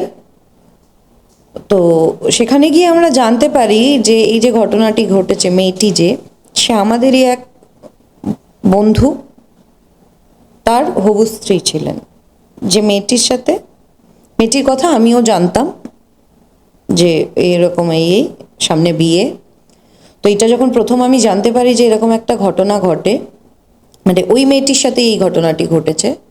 তার আগে অবধি দেখছিলাম যে মেয়েটির বাবা মা ওখান দিয়ে, আমি যেখানে দাঁড়িয়েছিলাম, বিজেপির নিজস্ব কিছু দলীয় কর্মসূচি ওখানে ছিল ওই ঘটনাটা ঘটেছে বলে। কৌস্তব ওদের মঞ্চেই ছিল। আমি সবসময় যেটা করি, ও কোনো মঞ্চে থাকলে আমি গাড়িতে থাকি। তো আমি গাড়ির ওখানেই ছিলাম, আমার একটা ইন্টারভিউ চলছিল ওখানে, আমি একটা ইন্টারভিউ দিচ্ছিলাম। আমি দেখলাম পুলিশ খুব তৎপর হয়ে বডিটাকে তাড়াহুড়ো করে মর্গের দিকে নিয়ে যাচ্ছে, নিয়ে গেল। কিছুক্ষণ পরে মেয়েটির মাকে দেখা গেল যে মেয়েটির মাও কোনো একটা দিক থেকে হয়তো অন্য কোনো দিকে যাচ্ছিলেন, তার সাথে অনেক লোকজন ছিল। প্রেসকে কোনো রকমভাবে আমি দেখলাম ওনাদের কাছে ঘেঁচতে দেওয়া হলো না। বারবার একটা জিনিস সংবাদ মাধ্যমে ভাসছিল, মুখ্যমন্ত্রী কথা বলেছেন, মুখ্যমন্ত্রী বলেছে বিচার চাই, বিচার আপনারা পাবেন। অনেক কিছু মুখ্যমন্ত্রীর সাথে নির্যাতিতার বাবার কথা হলো, অনেক কিছু শোনা যাচ্ছিল। কিন্তু ওই যে জিনিসটা শোনা যাচ্ছিল বা শাসক যে জিনিসটা শোনানোর চেষ্টা করছিল, রিয়ালিটিটা কিন্তু সম্পূর্ণ অন্য ছিল। প্রেস যখন ডিরেক্ট তার বাবা মার কাছে যাচ্ছে, পুলিশ এমনভাবে তাদেরকে সরিয়ে দিচ্ছে, কাছে ঘেঁচতে পর্যন্ত দিচ্ছে না, যেন একটা মাছি গলতে পারবে না, এরকম একটা ব্যাপার। আজকে আমরা তারপরেও দেখেছি যে মৃতদেহটা নিয়ে যাওয়ার জন্য কি হয়েছে। আজকে কোন পরিস্থিতি হলে ভাবতে পারছো, টালা থানায় সেই সময় আমিও গিয়েছিলাম কৌস্তবের সাথে। বাবা মা জানে না ছেলে মেয়ের মৃতদেহ কোথায় কোথায় নিয়ে চলে যাওয়া হলো। সেটা অন ক্যামেরা ওর বাবা বলেওছেন, মেয়েটির বাবা কিন্তু বলেছেন যে আমার মেয়েকে কোথায় নিয়ে গেল আমরা জানি না। টালা থানার সামনে একটা গাড়িতে আমি বসেছিলাম, আমাদের গাড়িটাতে যে ড্রাইভারটি ছিল, হঠাৎ দুজন পুলিশ এলো, পুলিশ এসে তাকে বললো গাড়িটাকে সরিয়ে দেওয়ার জন্য ওখান থেকে। তো আমি তখন ভাবলাম যে হয়তো রাস্তাটা গার্ড হচ্ছে বলে একদম ঢোকার মুখটা তাই সরতে বললো। আমি জাস্ট একটু এগোলাম, বললো যে না একটু না, আরেকটু এগোতে হবে বলে গাড়িটাকে কোনো রকমের ঠেলে ধাক্কে সামনে সরিয়ে দিয়ে দুটো কলকাতা পুলিশের বড় গাড়ি নিয়ে এসে পুরো রাস্তাটাকে ব্লক করে দেওয়া হলো, বাবা মাকে যাতে ওখান থেকে ছিনিয়ে নেওয়া যায়। আজকে অনেকে অনেক ধরনের কথাবার্তা বলছে, অমুকে গাড়ি আটকেছে, তমুকে গাড়ি আটকেছে, না হলে মানুষ কিছু জানতে পারতো না। শাসক যেরকম মিথ্যা কথা বলছে, তার সাথে কিন্তু অনেকেই এখানে অনেক রকমভাবে মিথ্যা কথা বলছে এই ঘটনাটা নিয়ে, যেটা কখনোই কাঙ্ক্ষিত নয়। সেই দিন যখন এই পুরো ঘটনাগুলো ঘটলো, পুলিশের তৎপরতা দেখেছি, মেয়েটির মায়ের সাথে গিয়ে কথা বলেছি। পাশ থেকে একজন এলো, আমি দাঁড়িয়ে, কৌস্তব দাঁড়িয়ে, তার সাথে অগ্নিমিত্রাদি দাঁড়িয়ে। আমি অগ্নিমিত্রাদিকে এই বিজেপিতে উনি আসার অনেক আগে থেকেই আমি চিনি, আমার পরিচয় আছে। তো ওখানে হঠাৎ করে দেখা গেল মেয়েটির মা, সেই মুহূর্ত পর্যন্ত কিন্তু তারা এই প্রশাসনে ভরসা রাখছিল, কারণ তখনও তো তারা জানে না যে তাদের মেয়ের বডি হাইজ্যাক করে নিয়ে চলে যাওয়া হবে, তাদের সাথে কি হবে। কোথায় আবার বসেছিল, সেই সেমিনার রুমেই, যেটা নিয়ে এত প্রশ্ন যে ওটা পিও কি না। হঠাৎ একজন সাদা জামা পরা একজন ভদ্রলোক হঠাৎ করে, মানে আমি ধরো এইখানে আর এই ক্যামেরাটা যেখানটা আছে, আমি ওইটার একটু পেছনে, হয়তো আমি এই ডিস্টেন্সে দাঁড়িয়ে কৌস্তব কথা বলছে, তখন হঠাৎ একজন দেখলাম এলো, এসে বলতে শুরু করলো যে না না না কোনো কিছুর দরকার নেই, ওনাদের কলকাতা পুলিশের উপর আস্থা আছে। তখন তাকে প্রশ্ন, মানে ওর মায়ের সাথে আমাদেরকে কথা বলতে দেবে না। তখন কৌস্তব পরিচয়টা দেয় যে এনারা আমার পরিচিত, এই অমুকের যে ডাক্তারবাবু আছেন তার নাম বলা হয়, যে সে আমাদের বন্ধু, আমরা জাস্ট কথা বলতে এসেছি। তখন তারা বলে আপনারা সকাল থেকে কি করছিলেন? সকাল থেকে তো এত সবাই এসছে, আপনারা তো আসেননি। মানে ওই যে অভিক দে বিরূপাক্ষর মতো ওরাও ভাবছিল যে আমরাও ওই শকুনের দলেই পড়ি, কোথায় একটা মৃতদেহ পাবো, সাত সকাল থেকে গিয়ে ওখানে বসে থাকবো। যে কোনো সুস্থ মানুষ তো সেটা করে না, যেটা ওরা করেছিল। পুলিশ যাওয়ার আগে ওরা চলে গেছিল, পিওটাকে কভার করেনি। অনেক দিন আগে একটা খুব কন্ট্রোভার্সিয়াল কেস ছিল, সেটা হচ্ছে আরুষি তালবার মার্ডার কেস, কম বেশি আমরা সবাই জানি। সেই আরুষি তালবার মার্ডার কেসে তখন কিন্তু অনেকগুলো প্রশ্ন উঠেছিল। প্রথম প্রশ্ন ছিল যে পুলিশের গিয়ে সবার আগে যেটা কাজ, সেটা হচ্ছে ধরো আজকে তোমার এই জায়গাটা কোনো যদি ঘটনা ঘটে, এই যে পর্দাটা রয়েছে, পুলিশের সবার আগে কাজ পর্দাটাকে টেনে দেওয়া, যাতে এদিকে কেউ না আসতে পারে, কোনো রকম এভিডেন্স যেন টেম্পার না হয়, ট্যাম্পার যাতে কোনো এভিডেন্স না হয়, বা অনেক কিছু কারণ এই জায়গাটা থেকে কিন্তু সত্য উদ্ঘাটন হবে, যা আদৌ কী কী হয়েছিল, সেটা অনেকটা সাহায্য করবে তদন্তে। ওটা মাছের বাজার হয়ে গেছিল সেই সময় গিয়ে, আমরাও জানতাম না ওটা পিও, আমরা যাওয়ার পর জানতে পারি ওটা পিও। তুমি বলতে চাইছো ইচ্ছে করে করেছিল? 100%, তা নিয়ে তো কোনো সন্দেহ নেই, এটা সম্পূর্ণ ইচ্ছাকৃত হয়েছে যেটা হয়েছে। পুলিশ কেন ইচ্ছে করে করবে? ওরা তো তদন্ত করছিল। এটাই তো বিষয়, পুলিশ এই তদন্তটা কেন এইরকমভাবে করার চেষ্টা করলো? ইচ্ছাকৃত আজকে যদি না হতো, যে টালা থানার কেস, সেই টালা থানার আইসি আজকে পুলিশের সিবিআই এর হাতে অ্যারেস্ট হলেন। এটা কলকাতা পুলিশের জন্য কত বড় লজ্জার বিষয় একটা। এত বছরের গরিমা তারা কিভাবে ধুলোয় মিশিয়ে দিল এই একটা কারণের জন্য। সুতরাং মানুষ হিসাবে তো আমাদের জানতে হবে যে সরকারের এত তৎপরতা কেন, এই ধামা চাপা দেওয়ার চেষ্টা কেন, তাহলে আসলে এর পেছনে কারা রয়েছে, কারা ঘটিয়েছে, কারা এত নির্মম হতে পারলো। এতদিন হয়ে গেল বিনোদ, আমরা এতদিন পরে কথা বলছি, আমি কাল রাত অবধিও বলবো, ঘুমোতে গেলে না ঠিক করে ঘুমোতে পারছি না।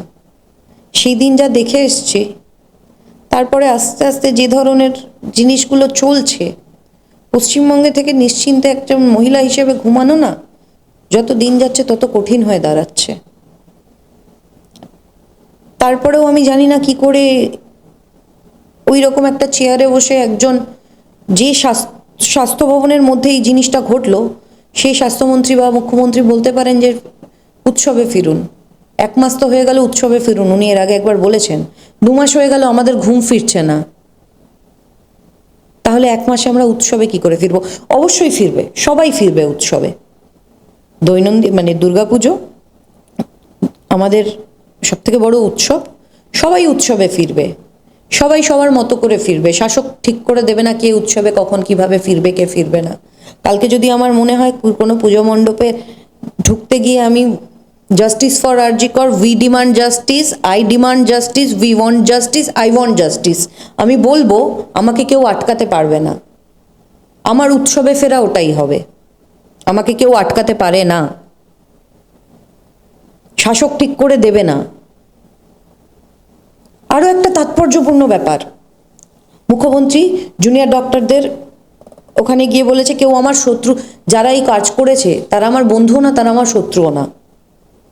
উনি বলেছেন এই কথাটা একজন মহিলা মুখ্যমন্ত্রী হয়ে। ওনার দলের বাকিরা সব যখন বলে যে এই পুরো ইন্ডিয়াতে একমাত্র মহিলা মুখ্যমন্ত্রী, এতদিন বলতেন, এখন তো দিল্লিতে এখন মহিলা মুখ্যমন্ত্রী, সুতরাং এখন বলতে পারবে না, একমাত্র মহিলা মুখ্যমন্ত্রী, তাকে তার জন্য এইভাবে টার্গেট করা হচ্ছে, ওইভাবে টার্গেট করা হচ্ছে, নানান ধরনের এই ধরনের কথাবার্তা কিন্তু শোনা যায়। সেই মহিলা মুখ্যমন্ত্রী কি করে এই ধরনের কথা বলতে পারে যে এইরকম একটা ঘৃণ্য ব্যাপার, এই এরকম একটা ঘটনা ঘটে গেল, তার যারা এটা ঘটিয়েছে তাদের তো আমার তোমার শত্রু না, তারা শ্রেণী শত্রু, তারা সমাজের শত্রু। যারা এই ঘটনাটা ঘটিয়েছে, সেখানে দাঁড়িয়ে কি বলা যায় তারা আমার বন্ধুও না, তারা আমার শত্রুও না? আমি মুখ্যমন্ত্রী ছেড়ে দিলাম, মহিলা ছেড়ে দিলাম, একটা মানুষ হিসেবে কি দিনের শেষে এই কথাটা বলা যায় যে যারা এই ঘটনা ঘটিয়েছে তারা আমার শত্রু না? তারা তো সমাজের শত্রু, তারা ভবিষ্যতের শত্রু, তারা বর্তমানের শত্রু, গোটা দেশের শত্রু তারা। সেটাই তো বলছি, তারা সভ্যতার শত্রু। তাদেরকে এরকমভাবে সাপোর্ট করে কি এই কথাটা বলা যায়? তাহলে আমাদেরকে জানতে হবে না সরকার যাদের পক্ষটা নিচ্ছে সেই মানুষগুলো কারা? আমরা সারা জীবন এইটা অন্ধকারে তো থেকে যেতে পারবো না। সব ধরনের প্রচেষ্টা কিন্তু এই সরকার করেছে যাতে বিষয়টা বাইরে না আসে, যে এই এভিডেন্স ট্যাম্পার যে হয়েছে কারা ছিল, কারা এই ধরনের ঘটনা ঘটিয়েছে, কারা এই ধরনের কাজ করেছে। তারা সব ধরনের কোনো কিছুই জায়গা ছাড়েনি। যারা সামনে থেকে আমরা দেখেছি, যারা গ্রাউন্ড রিয়ালিটিটা জানি, শুধু তারা না, যারা কিছু জানে না যে কোথায় হয়েছে, যারা এটাও জানে না যে আরজিকরটা এক্স্যাক্টলি আরজিকর হসপিটালটা কোথায়। অনেক গ্রামের মানুষ আছে যারা হয়তো জানে না, আরজিকর হসপিটালটা কোথায় সেই মানুষগুলোও কিন্তু এখন জানে যে এই সরকার এই পুরো বিষয়টাকে ধামাচাপা দেওয়ার জন্য কোন কোন স্তরে নেমে গেছে, আর এইখান থেকে কিন্তু উঠে দাঁড়ানো খুব কঠিন হবে। আচ্ছা, আমার একটা কিউরিসিটি বলতে পারো, আমি নিজেও রাত জাগার মিছিলে গেছি, অনেক রকম মিছিলে গেছি আমিও, কারণ জাস্টিস তো চাই আমাদের। এই অবশ্যই। জাস্টিস চাওয়ার জন্য আমরা প্রত্যেকজনই প্রত্যেকের পাড়াতে, প্রত্যেকের এলাকাতে আমরা মিছিল মিটিং করছি, রাত জাগছি। মানে এর কার কাছে জাস্টিস চাইছি? আমরা তো কোর্টের কাছে জাস্টিস চাই, অবশ্যই। কিন্তু আমরা তো কোর্টের সামনেও যাচ্ছি না। আর আরেকজন যার কাছে আমরা জাস্টিস চাইতে পারি বেসিক্যালি, সেটা হচ্ছে প্রশাসন। তো আমরা প্রশাসনের কাছেও যাচ্ছি না, আমরা রাস্তার মধ্যে দাঁড়িয়ে জাস্টিস চাইছি। কতটা যুক্তিসঙ্গত? তুমি তো দুম করে চাইলে এক্ষুনি তো তুমি 100 জন নিয়ে নবান্নতে ঢুকে মুখ্যমন্ত্রীকে বলতে পারবে না যে আমাকে জাস্টিস দিন, সেটা তো সম্ভব না। প্রতিবাদ না, কোনো বাউন্ডারি মানে না, কোনো জায়গা মানে না। ওই যে মানুষটা যে নিচে নামতে পারবে না বলে যখন মোমবাতি মিছিল হচ্ছিল সে টর্চ জ্বালিয়েছে, 80-র ওপরে ওনার বয়স, উনি নিচে নামতে পারবে না। আমরা সোশ্যাল মিডিয়া কয়েকদিন আগে ভাইরাল হয়েছে, এটা দেখেছি যে উনি ওপর থেকে টর্চ জ্বালিয়েছেন, কারণ ওপর থেকে উনি নিচে নামতে পারবেন না, উনি হুইল চেয়ারে আছেন। কারোর মনে হলো, যেমন আমার মা কিছুদিন আগে অসুস্থ ছিলেন, উনি রাস্তায় নামতে পারছেন না। আমরা যখন মোমবাতি মিছিল বাইরে করেছি, আমার মা কিন্তু বাড়িতে মোমবাতি জ্বালিয়েছে। ডাক্তারবাবুরা যখন বলেছে যে 9 মিনিট অন্ধকার করে রাখার জন্য, আমার মা কিন্তু 9 মিনিট, আমার মামাসিরা কিন্তু অন্ধকার করে রেখেছে। সুতরাং প্রতিবাদ আর আমরা কি চাইছি সেটা সবার আলাদা আলাদা। এই যে তুমি রাত দখলের একটা কথা বললে, এই প্রসঙ্গে একটা কথা বলি। রাত দখলের ডাক যারা দিয়েছিল, যে কয়েকজন 2-3 জন মেয়ে মিলে রাত দখলের ডাকটা দিল, তারপর তারা একটা বিশাল বড় একটা সাড়া পেল সমাজের প্রতিটা স্তর থেকে। সেটা 14ই আগস্টের রাতটা, এটা একটা সাক্ষী থাকলো, পুরো গোটা দেশ সাক্ষী থাকলো, পুরো গোটা বিশ্ব সাক্ষী থাকলো।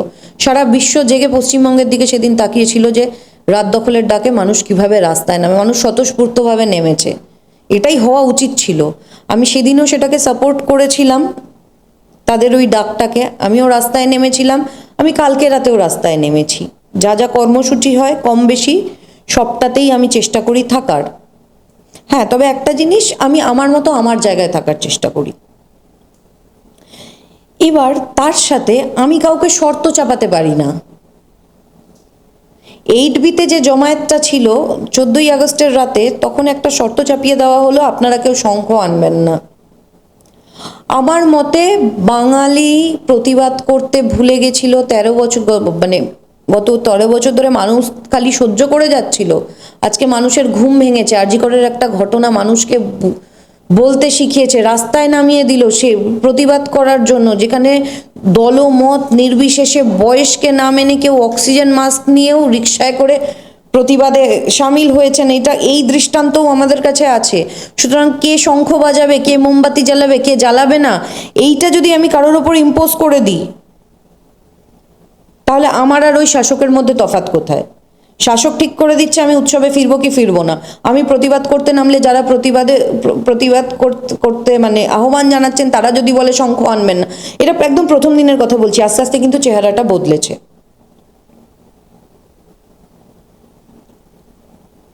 সুতরাং মানুষ যখন প্রতিবাদ করবে, আমি প্রত্যেকের ক্ষেত্রে বলছি, সবাইকে সবার মতো করে প্রতিবাদ করার সুযোগটা দেওয়া উচিত। প্রেস ক্লাবে কয়েকদিন আগে আমি দেখলাম একটা প্রেস কনফারেন্স হলো, সেখানে বলা হলো যে সব রাজনৈতিক দল আসতে পারে, বিজেপি আসবে না।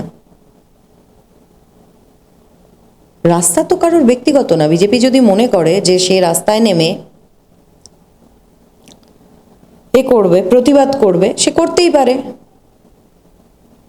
জুনিয়র ডাক্তাররা তাদের যে এই যে আন্দোলনটা, সেখানে তারা যে দাবি দাবাগুলো নিয়ে তারা এখন আবার কর্মবিরতি শুরু করেছেন। মাঝে তুলে নেওয়া হয়েছিল, সম্পূর্ণ তোলেনি, বাট তুলে নেওয়া হয়েছিল কিছু ক্ষেত্রে আংশিক। তারা বলছে আমরা এই প্ল্যাটফর্মটাকে অরাজনৈতিক রাখতে চাই। তারা তাদের মতো বলতেই পারে যে আমরা অরাজনৈতিক রাখতে চাই, এখানে কেউ রাজনীতি থেকে এখানে কেউ আসবেন না। কেউ গেলে তারা গো ব্যাক স্লোগান দিচ্ছে, বলছে, নানান কিছু বলছে। রাস্তার পাশ দিয়ে কেউ হেঁটে গেলে সেখানেও তারা গো ব্যাক বলছে যে ওই রাস্তা দিয়ে যাওয়া যাবে না। যাই হোক, ডাক্তারবাবুরা মনে করেছেন এই রাজনীতির মঞ্চটাকে, আমাদের মঞ্চ আর রাজনীতি মঞ্চ আলাদা থাকবে, সেটা তাদের এজেন্ডা থাকতেই পারে, অবশ্যই থাকতে পারে। তারা তাদের মতো করে আন্দোলন করছে। তারা তাদের মতো করে আন্দোলন করছে, আর ডাক্তারদের ডাকেই কিন্তু এত মানুষ রাস্তায় নামছে। আজকে ডাক্তারদের নিয়ে এত প্রশ্ন করা হচ্ছে, ডাক্তাররা কাজে ফিরছে না। কোভিডের টাইমে এই ডাক্তারবাবুদের নিয়ে কেউ কোনো প্রশ্ন করেনি কেন? ডাক্তাররা বাড়ি ফিরছে না।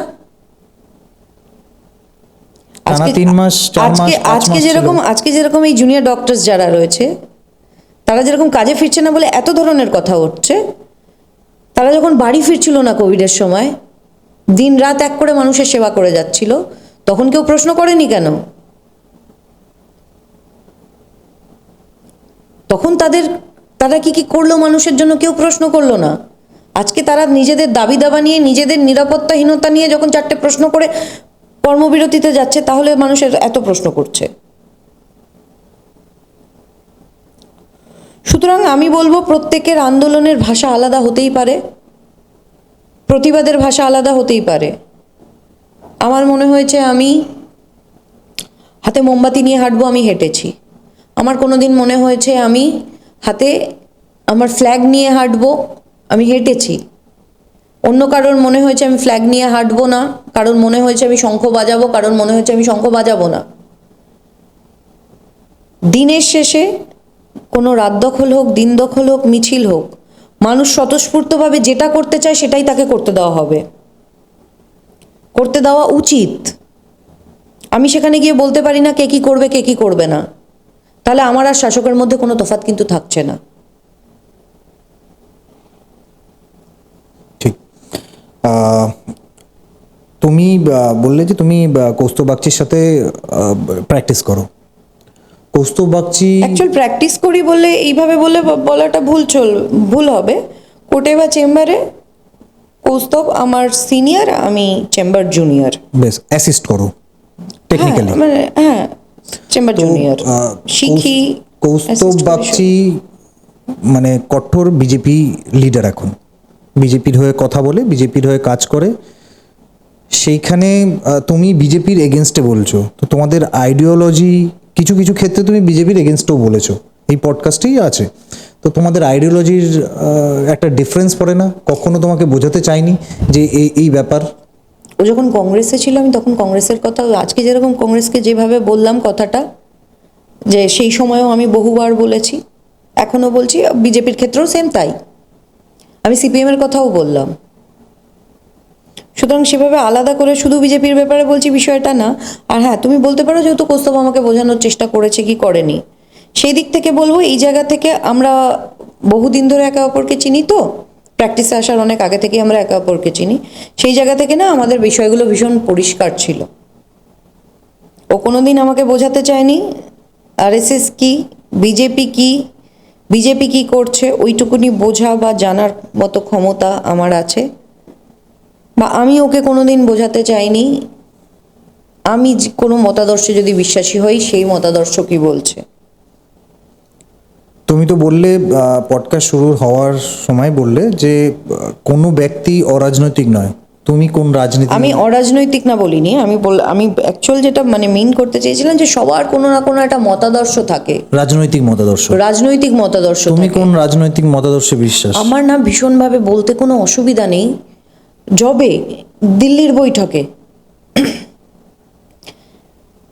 এই বামেরা, তার আগে অবধি বামেরা যখন তৃণমূলের বিরোধিতা করছিল, সেই জায়গায় কিন্তু কোথাও গিয়ে আমার একটা সমর্থন ছিল। যেই দেখলাম দিল্লিতে একটা বৈঠক হলো, সীতারাম ইয়েচুরিরা ওখানে ছিলেন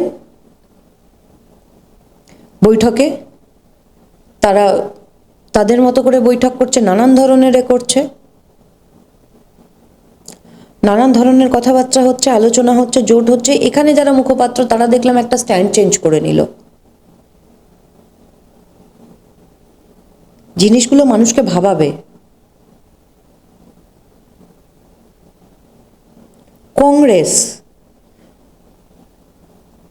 কংগ্রেসের এই যে বলে না যে পরিবারতন্ত্র, আজকে বামপন্থীদের সাপোর্ট করে আমাকে যদি রাহুল গান্ধীকে নেতা বলতে হয়, কারণ রাহুল গান্ধী শুধু ওই গান্ধী পরিবারের একটা কিছু যদি উনি না হতেন, তাহলে ভারতবর্ষের রাজনৈতিক দিক থেকে এই যে 5 নম্বর রোতেও হয়তো উনি বসতে পারতেন না। আর এটা মানতে হবে, কংগ্রেসে কি আর কেউ ছিল না রাহুল গান্ধীর থেকে ভালো, মানে যার যোগ্যতা ছিল, যে ভালো স্পিকার হতে পারতো, যে হতে পারতো? এই পরিবারতন্ত্রটাকেই আমি পছন্দ করিনি কোনোদিন। সেখানে যখন বামেরা আস্তে আস্তে হাত ধরতে শুরু করলো, বামেরা তো অনেক আগে থেকে কংগ্রেসের হাত ধরে রেখেছে। 2016 আমার 2016 আমি বিধানসভা 2016 বিধানসভা। সুতরাং এই যে হাত ধরাধরি আর মানুষকে ভুল বোঝানোর চেষ্টা, এই জায়গা থেকে কোথাও গিয়ে একটা আমার এখন মনে হয় যে মানুষকে ওই যে মানুষ বুঝলো না, আমি বোঝাতে চেয়েছিলাম, এই বলে লাভ নেই। এই রাজনৈতিক নেতারা যদি মানুষকে ভুল বোঝানোর চেষ্টা করে, সেখানে আমাদের মতো কিছু মানুষকে ঠিকটা বোঝাতে হবে। তাতে কাল যদি কেউ এসে আমাকে বলে কোনো এক সময় যখন, মানে তুমি আমার মতাদর্শ জিজ্ঞেস করছো, তো তুমি একটা সাধারণ মানুষ, কাউকে যদি তুমি আমার মতাদর্শ জিজ্ঞেস করো, কৌস্তব যখন মানে যে দলের সদস্য থাকবে, কৌস্তব যে মুখপাত্র থাকবে, সবাই আমাকে সেই ধাঁচে ফেলে দেয়। আজকে যদি এটা বিজেপি না হয় আম আদমি পার্টি হতো, তাহলে সবাই আমাকে আবার আম আদমি পার্টি বলতো। অ্যাকচুয়ালি কি তুমি, আমি তো সেটাই জানতে চাইছি। আমি তো কোনো দলের মানে পার্টি মেম্বার না। আমি কোনো দলের পার্টি মেম্বার না।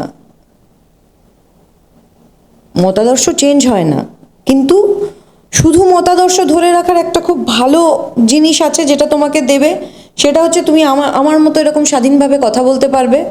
তোমার যদি নিজেকে শুধু একটা ভোটার মনে হয়, যদি মনে হয় যে আমি একজন নাগরিক, আমার কিছু দায়বদ্ধতা আছে, রাজনৈতিক দলগুলো ভুল করলে চোখে আঙুল দিয়ে বলতে পারবে, সিপিএম, বিজেপি, তৃণমূল, কংগ্রেস, সেটা তোমার কাছে ম্যাটার করবে না। তুমি বলছো তাহলে যে যখন খারাপ হবে তাকে তুমি বলতে হবে। গণতন্ত্রকে সুস্থভাবে পরিচালনা করতে গেলে বলতে হবে। অন্ধ ভক্ত হয়ে লাভ নেই। এই অন্ধ ভক্ত মানে যে কোনো দলের, সিপিএমের বলো বা অন্য কিছুর বলো, অন্ধ হয়ে বা বিজেপির বলো, এরকম হতে হতে তো দেশটা দিন দিন পিছিয়ে যাচ্ছে। কাউকে তো সেদেরকে বলতে হবে যে তোমার এইটা খারাপ, তোমার ওইটা খারাপ। কারো সব কিছু তো একটা দলের ভালো হতে পারে না। আর আমার এখন সমস্যাটা কি হয়ে গেছে বলো তো? সিপিএমের কিছু ভুল বললে সিপিএম বলছে বিজেপির দালাল। আমার কিছু যায় আসছে না যদি বা তাতে আমি কি না কি, সিপিএম ঠিক করবে না। সিপিএমের হয়ে কথা বললে তৃণমূল বলছে সিপিএমের দালাল। সিপিএমের যেটা ঠিক সেটা তো বলতে হবে, যেটা ভুল সেটাও যখন আমি বলি, ঠিকটাও আমাকে বলতে হবে। আর কৌস্তব যখন যে জায়গাটায় থাকছে, সবাই আমাকে সেদিকে পাঠিয়ে দিচ্ছে। আমার মনে হয় আমি কি এই ব্যাপারটা, কৌস্তব যেদিন হয়তো রাজনীতি থেকে অবসর নেবে, সেদিন মানুষ বলবে যে না এ তো কোনো দল করে না। নাহলে সবসময় আমাকে কোনো একটা ধাঁচে ফেলে দেওয়া হচ্ছে। তোমার আইডেন্টিটি নিয়ে তো প্রবলেম হচ্ছে তাহলে? না, হচ্ছে না, সেইভাবে হচ্ছে না। কিছু মানুষ করার চেষ্টা করছে। আমি আইনজীবী প্রীতিকর, আমি এখানে এসে আজকে একা বসেছি। দেখো আমার কাছে বিষয়টা কেমন বলো তো, যে আমি তো আমার বাবা অমুকে, সেটা তো আমার আইডেন্টিটি, সেইটাকে তো আমি মুছে ফেলতে পারবো না। আমার বাবা আমি কথা বলছি, এই আইডেন্টিটি তো আমি মুছতে পারবো না। কৌস্তবের ক্ষেত্রেও কিন্তু সেম তাই। ও আমার ব্যক্তিগত জীবনের একটা পার্ট, সেই আইডেন্টিটিটাও তো আমি মুছে দিতে পারবো না, তাই না? সুতরাং মানুষ এই জায়গাটাকে, ব্যক্তিগত আর প্রফেশন, এই জায়গাটাকে বা রাজনৈতিক মতাদর্শ, এই জিনিসগুলোকে মানুষ না আজকাল বড্ড গুলিয়ে ফেলছে। সেই জায়গা থেকেই একটু আমাদেরকে সরে আসতে হবে। রিসেন্টলি আমাদের কলকাতার সিপি চেঞ্জ হলো, বদল হলো জুনিয়র ডাক্তারদের আন্দোলনের ফলে। এটা এনাফ? কখনোই না। সিপির ঘাড়ে কটা মাথা আছে বলো তো? ওপর থেকে কোনো ইনস্ট্রাকশন না এলে এরকম হতে পারে? তালা থানার ওসি যদি অ্যারেস্ট হতে পারে, তাকে যে ইনস্ট্রাকশন দিয়েছে, সে কেন অ্যারেস্ট হবে না? শুধু বদল হয়ে কি হবে? তুমি কি করে বলছো এটা সিপিআর অর্ডার দিয়েছে? কে দেবে? একটা ওসিরও তো ক্ষমতা রয়েছে। নিজের থেকেও করতে পারে না, কখনো না। সিপি প্রথম থেকে সিপি ছিল, প্রথম থেকে উনি ফোনে ছিলেন। আর সিপির ওপরে যে আছে পুলিশ মন্ত্রী, প্রথম থেকে উনি ফোনে ছিলেন। কখনো হতে পারে না। একটা বাথরুম, তুমি রাস্তা দিয়ে যাবে, একটা সুলভ শৌচালয়ের সামনে তুমি দেখতে পারবে অনুপ্রেরণা, আর এত বড় একটা ঘটনা অনুপ্রেরণা ছাড়া হয়ে গেল। শাসক দলের নেতারা এগুলো বলবে আর মানুষকে আজকে ওটা বিশ্বাস করতে হবে? কয়েকদিন আগে ডক্টর সুবর্ণ গোস্বামী একটা কথা বলেছেন স্যার, একটা মানে খুব গুরুত্বপূর্ণ একটা কথা বলেছেন, যেটা আমাদের না সকলকে এখন আমাদের এটা ভাবা উচিত। সময় এসছে, সরকার পক্ষ নেবে ধর্ষকদের, সরকার পক্ষ নেবে খুনিদের, আর আমাকে বাকি নাগরিকদের, সাধারণ জনগণকে অরাজনৈতিক হতে হবে। আমরা কারোর পক্ষ নেব না, মানুষকে মানুষের পক্ষ এবার তাহলে নিতে হবে। সরকার যখন মানুষের পক্ষ নিচ্ছে না, ধর্ষকদের পক্ষ নিচ্ছে, মানুষ তাহলে কেন মানুষের পক্ষ নেবে না? সরকারের পক্ষ কেন নেবে মানুষ? আজকে সময়টা কিন্তু এসছে, যে পরিস্থিতি হলো, যে চূড়ান্ত নির্লজ্জতার সাথে এই ঘটনাটা ঘটানোর পরে মানে পরপরভাবে হয়েই যাচ্ছে, যে যে জিনিসগুলো করে যাচ্ছে সরকার, বলতে হবে যে আজকে যদি টালা থানার ওসি যদি অ্যারেস্ট হয়, তার মাথায় যে আছে, ইভেন তার মাথায় 14 তলায় যে বসে আছে, সে কেন অ্যারেস্ট হবে না? অনুপ্রেরণা ছাড়া কিচ্ছু হয় না পশ্চিমবঙ্গে, আজকেও হয়নি। সরকার পক্ষে আমি প্রথমে যেটা আসছে সেটা হচ্ছে যে প্রথম ডাক দেওয়া হয়েছিল মিটিং মিছিল আরজি করের মামলায়, সেগুলো সব মহিলারাই ডাক দিয়েছিল কাজের দাবিতে। মানে কাজ রাতের বেলা কেন মহিলারা করবে না, বা মহিলাদের মনে হয়েছিল যে কোথাও কোনো একটা জায়গায় ইনসিকিউরিটি মনে হয়েছিল, কি মহিলারা মনে করছে যে ওদের কাজের জায়গায় ইনসিকিউরিটি রয়েছে, আর তারা চাইছে যখন তখন কাজ করবে। মানে তাদের তো একটা বক্তব্য ছিল নো সেফটি নো ডিউটি। ঠিক আছে, সেই জায়গা থেকে আমাদের সরকার পক্ষেও তো প্রচুর মহিলা এমএলএ এমপি রয়েছে, যারা বিধানসভাতেও গলা ফাটায় এবং কিছুদিন আগে লোকসভাতেও গলা ফাটাতে দেখেছি। তারা কিন্তু এই মানে মহিলা হওয়ার জন্য তারা কিন্তু একবারের জন্য মানে মুখও দেখলাম না আমরা কোনো টিভির পর্দায় বা কোনো রাত্রিবেলার কাজ করা নিয়ে তুমি বলছো তো, যে নোটিফিকেশনটা বার করেছিল, মানে একটা প্রোগ্রেসিভ আর বলতে পারবে না যে এরা কোনো প্রোগ্রেস করছে। রিগ্রেস বললে মনে হয় ভালো হবে, রিগ্রেসিভ বললে মনে হয় ভালো হবে। না হলে একটা সরকার কতটা পিছিয়ে পড়া হলে, এটা তো পর্দা প্রথার সমান হয়ে গেল, তাই না? যে রাত্রিবেলা আমি কাজ করতে পারবো না, তাহলে সেটাই যদি হয়, মুখ্যমন্ত্রী একজন মহিলা, উনি রাত্রিবেলা কাজ করবেন না তো? রাত্রিবেলা কোনো সমস্যা হলে উনি ওই 10টা 5টার ডিউটি করে তারপর বলে দেবেন তো তারপরে আমি আর মুখ্যমন্ত্রী নই, তারপর আমি একজন মহিলা? আমি মুখ্যমন্ত্রী তো 10টা থেকে 5টায় ছিলাম। বা এই যে তুমি এমএলএ এমপিদের কথা বলছো, ওদের তো দেখা গেল না। ওদের কি করে দেখা যাবে? হয় যখনই দেখবে তুমি ভুল বলছে, নাটক করছে, আর না হলে মিথ্যে বলছে, এছাড়া তুমি তাদেরকে আর কোথাও দেখতে পারবে না। এখন বাকি যারা রয়েছে, কোনো কিছু এর আগে প্রশ্ন উঠলে এই যে মহুয়া মৈত্র, তারপরে রচনা বন্দ্যোপাধ্যায়, সায়নী ঘোষ, এরা আগে থেকেই এক ধরনের শশী পাজা, মানে এনারা যারা রয়েছেন সবাই একটা কথা বলতেন, কিছু হলেই এদিক থেকে ওদিক কিছু হলেই মহিলা মুখ্যমন্ত্রী, যখন মুখ্যমন্ত্রী কিছু ভুল করবে লোকে চোখে আঙুল তুলে কথা বলবে যে আপনি এটা ভুল করেছেন, দেখিয়ে দেবে, তখন মুখ্যমন্ত্রী মহিলা হয়ে গেল। তখন বিষয়টা হয়ে গেল মহিলা মুখ্যমন্ত্রী বলে বারবার সবাই বলছে, সরকারের ভুলটাকে ভুল বলা যাবে না। আজকে যখন সরকারে এই ধরনের ঘটনা ঘটলো, সবাই মুখে কুলু পেটে গেল।